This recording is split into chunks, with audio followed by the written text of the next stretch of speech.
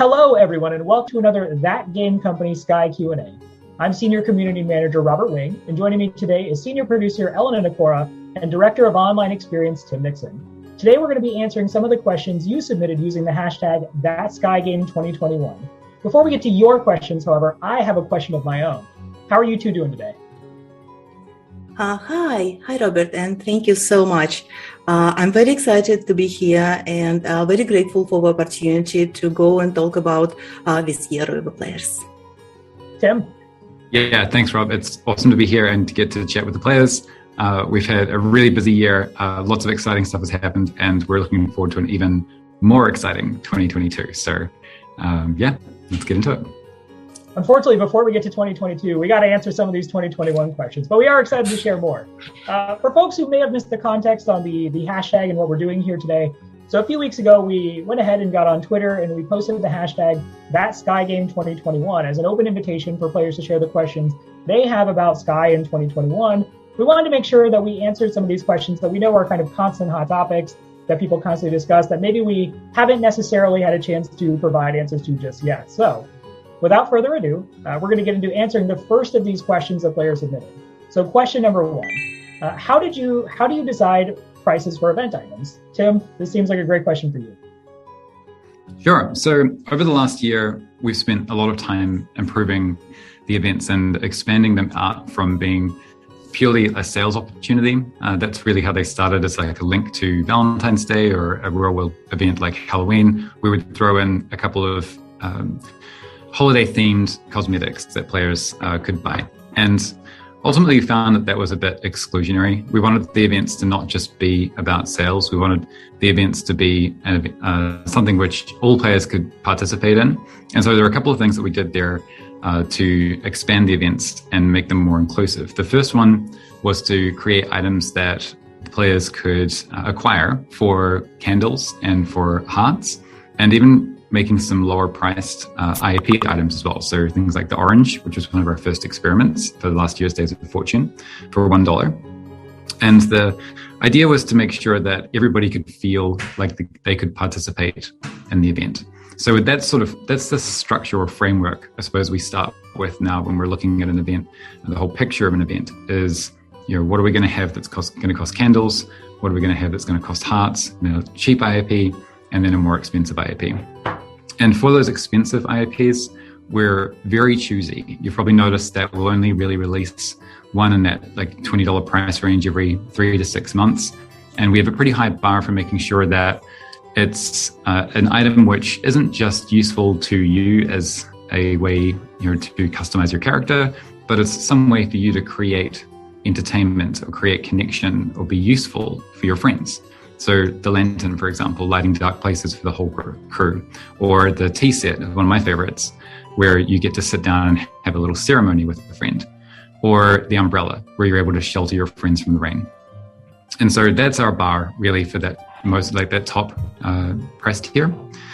Then for all the other items, what we'll really do is look at the established price points that we've had for items of a similar type. So if we have a new cape that's coming into the game through an event, then we'll look at all the other capes that we've got in the game, and we'll sort of look at how valuable it looks relative to our established price points, and then we'll make a call on that. So we're balancing that, making sure that it's priced adequately compared to the other items of its type that have existed before, and that it fits within the spectrum of price points for the event so that everybody feels involved. The other thing that we've done with the events as well is made them not even just about stuff. And this is something which we want to do with the game as a whole, especially next year, is de-emphasizing just the race towards collecting more things. That's a satisfying thing for us to do as humans. It's a fun thing to progress towards. It's a great way to customize your character and create content for your friends.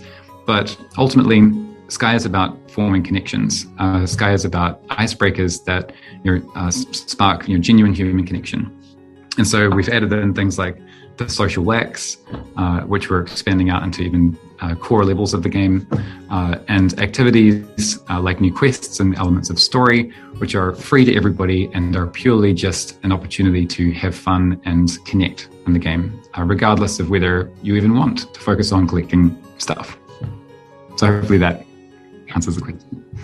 No, that's a great answer, Jim. Thanks for getting so granular on that. I do want to say from the community perspective, obviously we receive a lot of player feedback as well about, events and how those events flow, but also, what the prices are like. So we did want to take a chance and say thank you for taking the time to constantly provide that feedback. That's something that's super helpful for us to have. And, we want you to continue doing that. And we will go ahead and get into question number 2 here. So can we learn more about the lore of Sky?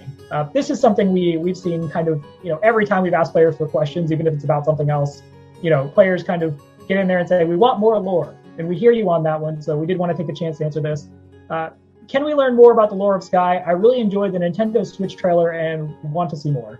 Elena, do you want to take this one? Sorry. Hi. Thanks, Robert. Yeah, sure. And thank you for your kind words. I also enjoyed a lot the Nintendo Switch trailer. And yeah, we often hear that players want to learn more about the world of Sky.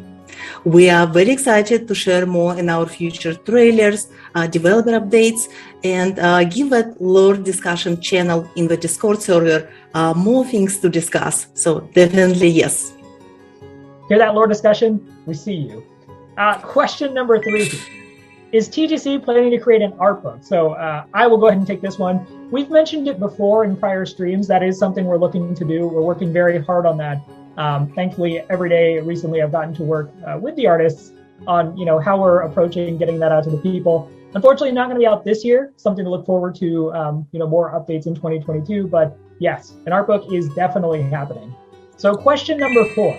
What inspired TGC to create Sky? And Elena, your last answer was not quite as long as Tim's prior answer, so we'll go ahead and toss this one back to you. Okay, that's a great question. Sky always was our way to share our love for the games with players. But not just love for the games and create hardcore games that's only like gamers could play, but to create a mysterious world for all the people around the world to just go there, explore it, make friends, go through the emotional experience together. If you go through Eden and you experience this building a special connection when you're holding hands and you're losing your wings, things like that. And we have envisioned a world welcoming everyone. Not just veteran gamers, but players with different backgrounds and stories, from different countries and cultures. And we're extremely grateful to the players who joined us on this journey, who stayed with us through so many seasons and exciting events, and who always supported and inspired us. So Sky has been created for the players, and having you guys going together with us from all of this journey means a lot to us.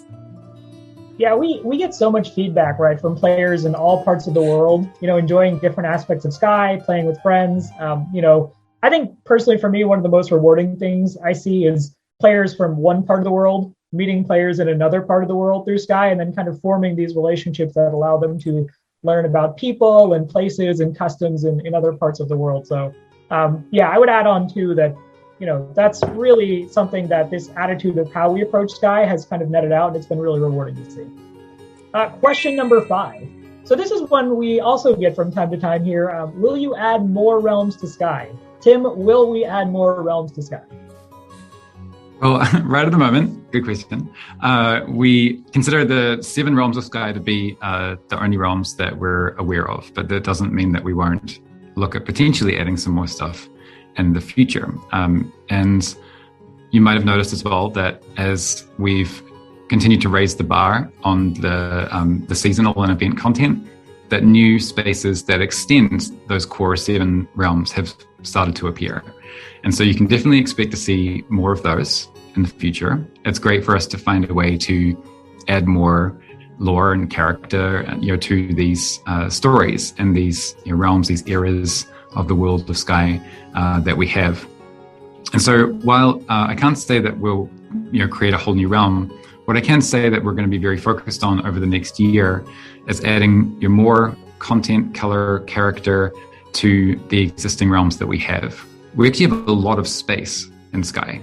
There's a lot of real estate, and there could be more things that happen in those spaces, and more things, not just that, you can play once and, sort of say like a spirit memory quest or something, but adding more things that are a bit more dynamic, so that aren't, say, on a very fixed schedule, just to make the whole world feel like it's a little bit more alive. Something we've definitely heard from you guys is that, doing exactly the same candle run every day can get a little bit monotonous, and we even have a bit of repetition in our daily quests, which hopefully you've already seen some improvements with over the last few months. But we're really going to step that up a whole nother level in the future, and add more dynamic events, more opportunities to come together and collaborate with friends. Like I said before, more icebreakers, so that hopefully the world has a blend of both those dependable quests where you're going out and benefiting the world of Sky in some way, but a little bit more unpredictable, fun surprises that happen out in the space, which make it feel more alive. Great, yeah. Nothing to add on that one. That was perfect, Tim. Nice job. Taking a look here at question number 6. So this one is coming from, I would assume, probably our Android players. And this is a question we've received a lot, especially since 14.5. The Android issue, or the Android version of Sky, has a lot of issues. When will these be resolved? So to be completely honest, this is a complicated question, right? I think a lot of these questions we'll be answering today are ones that we can kind of give very straightforward answers to, that we're hoping will kind of satisfy. This is one of those questions that we want to touch on, but to be honest, the answer may not be as cut and dry as we would like. So in order to make sure I'm doing the maximum possible service to you all watching this, I've actually deferred to an expert on this. So I'm not going to give you kind of my approach to this. I'm actually going to read an answer given to us by our QA and design producer, Travis Shute. So if it looks like I'm reading from something, I am 100% reading from something. All right. The short answer to this question is that we have two major goals when it comes to our game, and specifically the Android version, that are at odds with each other. The first goal is to provide the best game experience for our players. Given that this question is being asked, it seems obvious that we're not necessarily meeting the bars on this one for our players. The second goal is to ensure that Sky is inclusive as possible, and that as many people who want to play Sky can play Sky. When it comes to the Android platform, we have to make hard decisions when it comes to these goals frequently. For example, what versions of the operating system do we support? Currently, we support as far back as Android 8.0, which was released almost 2 years before Sky itself launched. Continuing to support Android 8 means that we are limited in how we can fix certain issues and what pieces of technology are available to us. But if we drop Android 8 support, that means that many of the people who have found a home in the world of Sky will no longer be able to be guests in our world. Another example of an issue that exists only on Android is that the same devices can actually have different hardware profiles. Without getting too technical, and I'm glad that he said this, because he would have lost me at this point if he had gotten too technical. This is one of the causes the black screen issues that we had to release a hotfix for a few months ago. Even if two people have the same device, the way those devices are manufactured for different regions are actually different. This can make it difficult for us to narrow down and reproduce specific issues that plague Android builds, as we have to not only have the correct device, but also have to have the correct version of the correct device. And there isn't a great way to know which version of the device the consumer who reported the issue has. To be clear, we are not happy with the experience on the Android platform, but we don't necessarily have a quick solution. We will continue to iterate on fixes with the two goals outlined in mind. So again, that is a long answer, but my hope here is that, if you're someone who plays on Android, I do as well, that this is something that will at least give you context to how we approach this situation. Like I said, there isn't a cut and dry solution necessarily, but it is something we definitely recognize we want to do better on. And we encourage you all to continue giving us feedback, letting us know what devices you're on if you are having issues, so that we can kind of build a larger profile and kind of know where to go when it comes to solving these. Next question. Do you have plans to increase the number of players in a server from 8? Tim, I'm going to give you this one too. Sure. So at the moment, we feel that we can achieve everything that we're trying to set out to do in terms of the social and emotional connection between players, within an 8-player room. But we will continue to optimize the game, and especially, it's rendering an animation pipeline, so that we have the option in the future, if it does make sense from a gameplay point of view, for us to raise the cap from 8 players. If we did want to raise the cap, it really would be to support a specific type of future content, like a bigger game mode or a specific season that really called for that wider group. But, Sky is really about fewer deeper connections than it is about feeling like you're in a massive swarm of people. So it's not really a priority for us right now, but we are thinking about a variety of different ways that you can feel the presence of the wider community outside of your room. And I'll let you speculate on your own as to what that might mean. You say swarm, Tim, and my first thought is like, I've seen those videos that some of our content creators make where it's like one person and 7 moths just honking loudly and chasing them around. And I fear for what would happen if we increase the cap to let's say 15 or 20, right? Having that many moths honking at once, chasing people around. So that may be the best reason to never ever do that. It could get a bit chaotic, yeah. Definitely a bit. Question number 8, do you have plans to release a PC version? Elena, I'm tagging you. Yes, eventually, yes. We've actually been exploring different venues right now, and we're excited to bring Sky to more platforms and make game even more available to everyone. Looks like it's my topic today.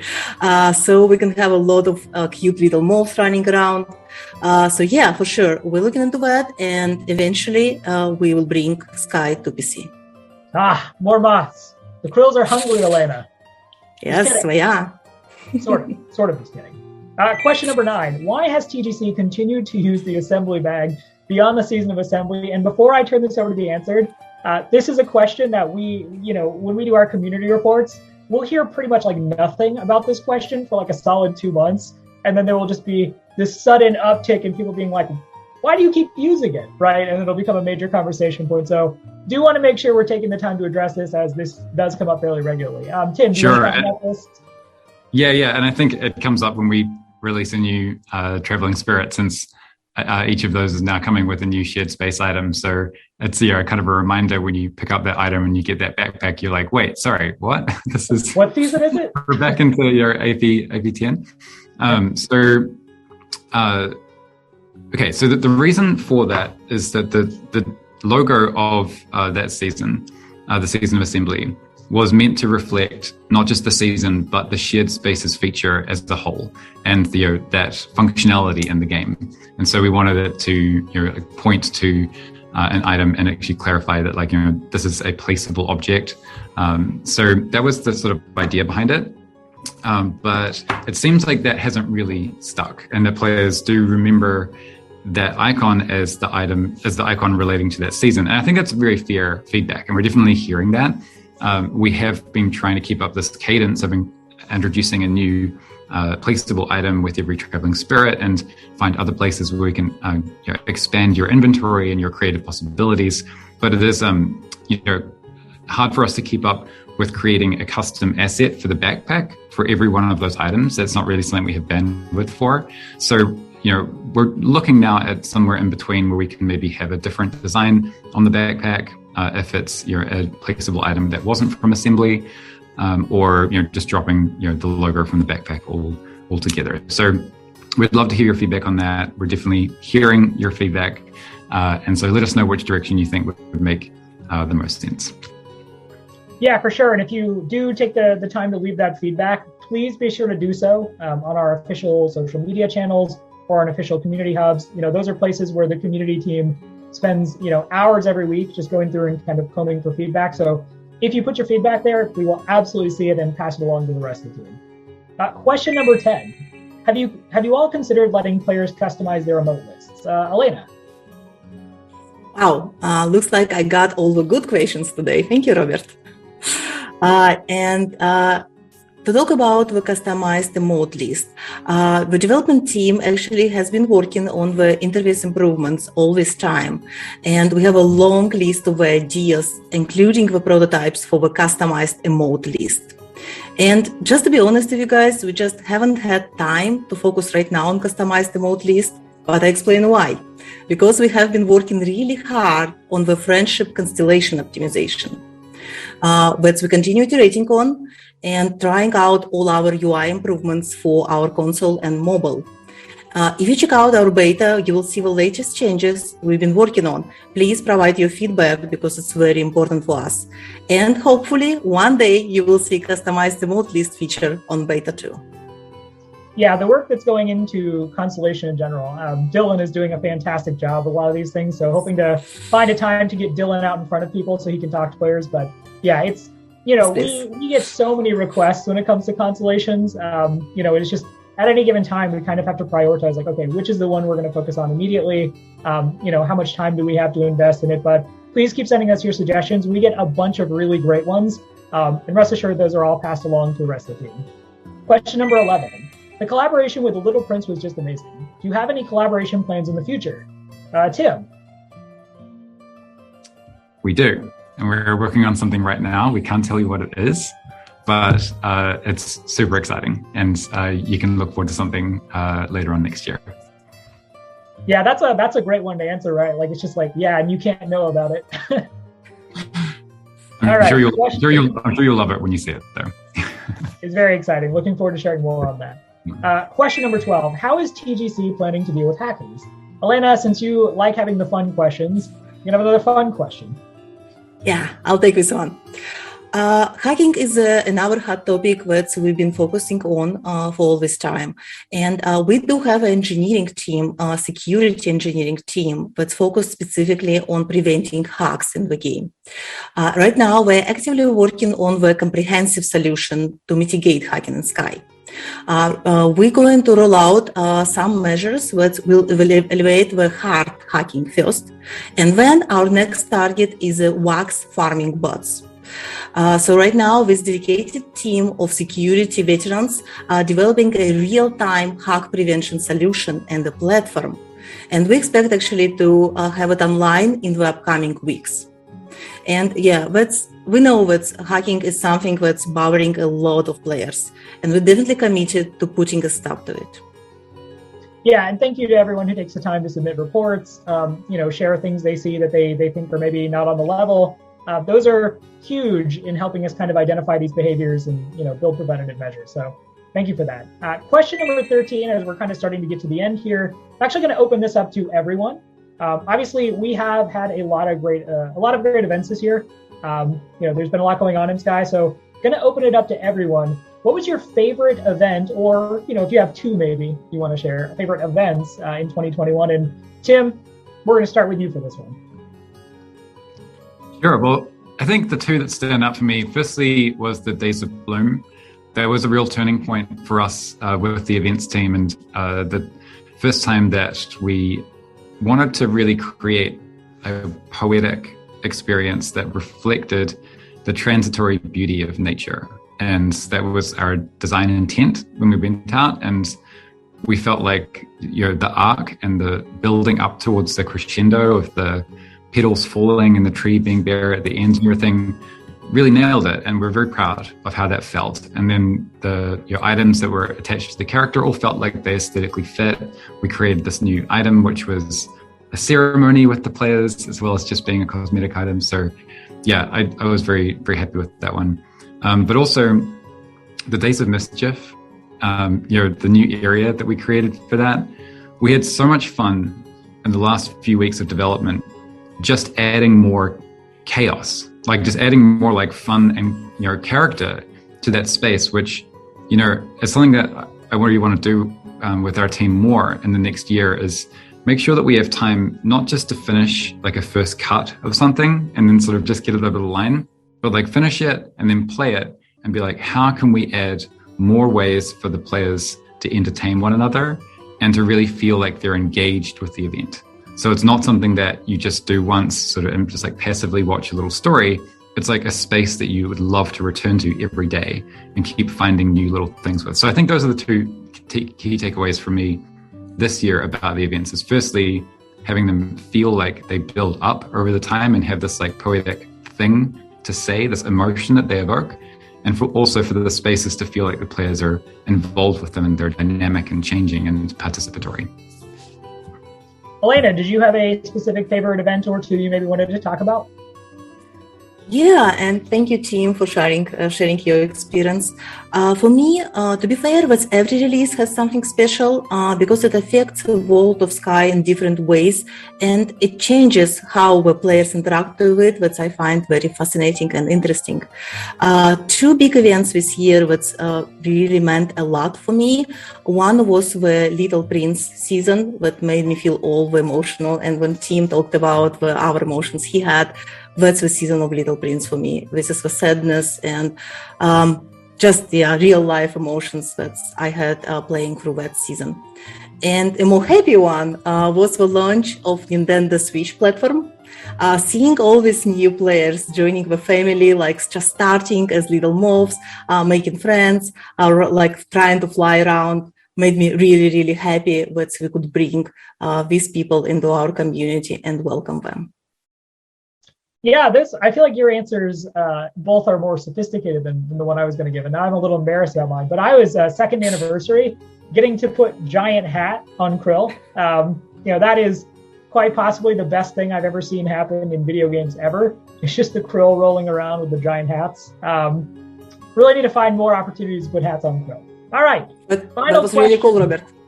Thank you. Final question here, question number 14. So, just want to give a quick nod to this. This is not a question from the players. We've been doing some live streams lately. The community has been running. Alice, who is silently here doing the tech job, has been asking kind of everybody who's been taking the time to be on streams with us what their favorite ice cream flavor is. So we're going to continue the tradition. No one is spared. Hopefully by 2024, we'll know what everyone's favorite ice cream is. And I don't know, document it somewhere. But with that said, Elena, what is your favorite flavor of ice cream?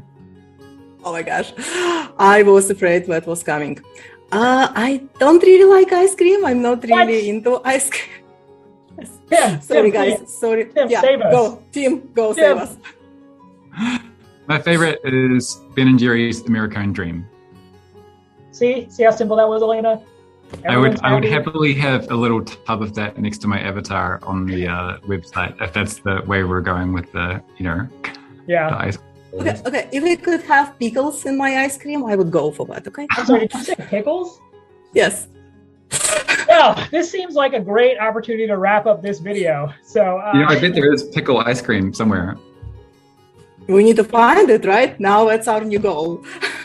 We were doing so well. If you like pickle ice cream, I'm so sorry. I don't mean to offend you. Elena also likes pickle ice cream, it sounds like, or at least pickles in ice cream.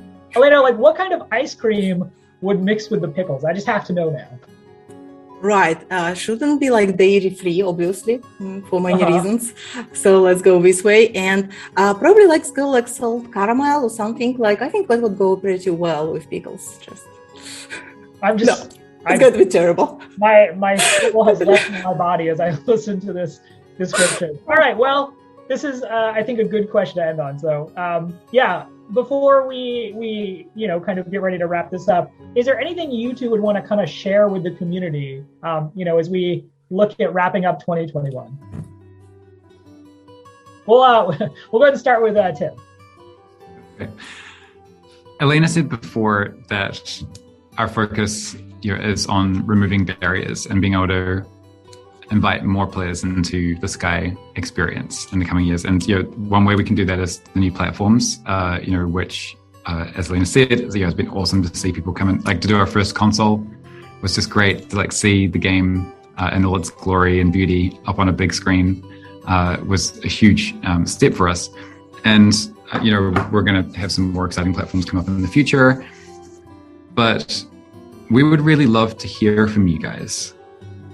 If your friends have tried to play the game and they've just not quite jived with it, what was it that caused them to bounce off the game? Because we're thinking very deeply about this at the moment.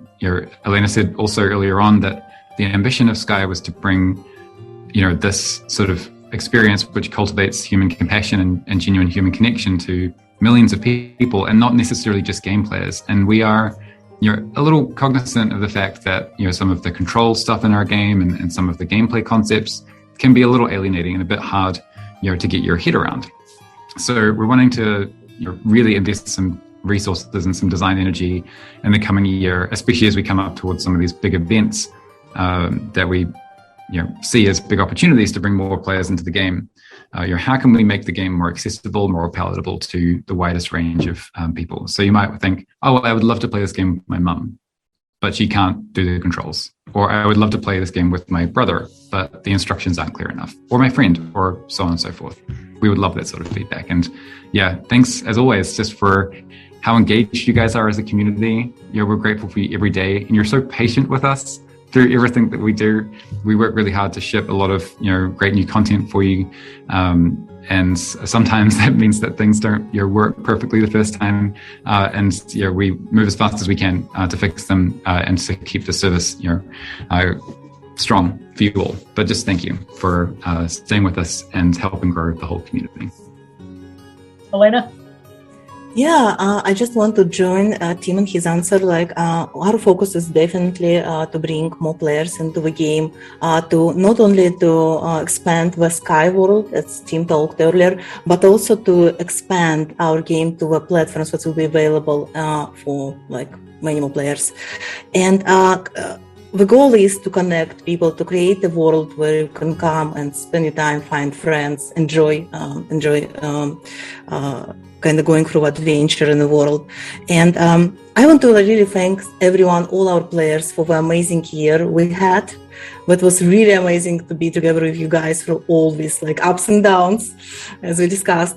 And I'm definitely looking forward to the next year. And another special thanks I want to give to our community team and Robert, who actually gave us this chance and opportunity to talk with you guys today. And this team has been amazing and supporting us developers through all of that time. And I hope this collaboration will continue and we'll have more opportunities to talk with you. So thank you so much.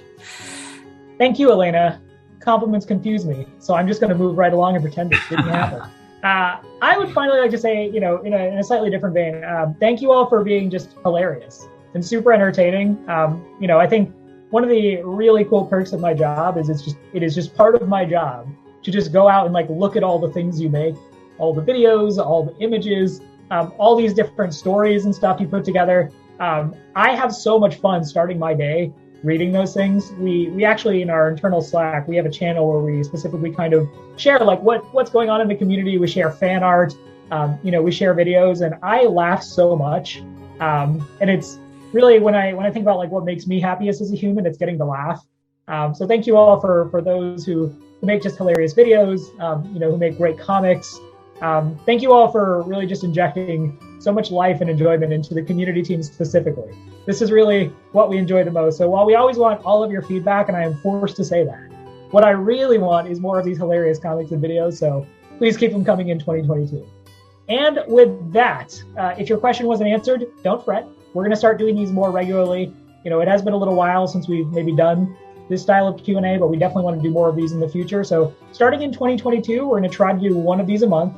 I said try, that's the operative word. As Tim and Elena mentioned earlier, we are always working on a ton of things.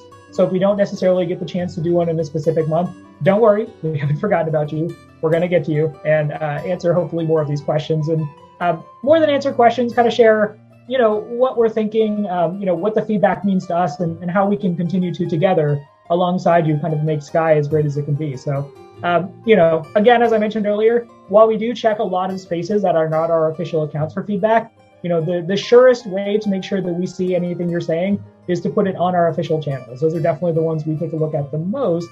So I think, and I'm checking Tim and Elena here, I'm scanning to make sure if anyone wants to say anything else, but I think that is going to do it for us. So thank you so much for joining us today. Thank you so much for submitting your questions, and we will see you in Sky. Thanks, everyone. Appreciate you all.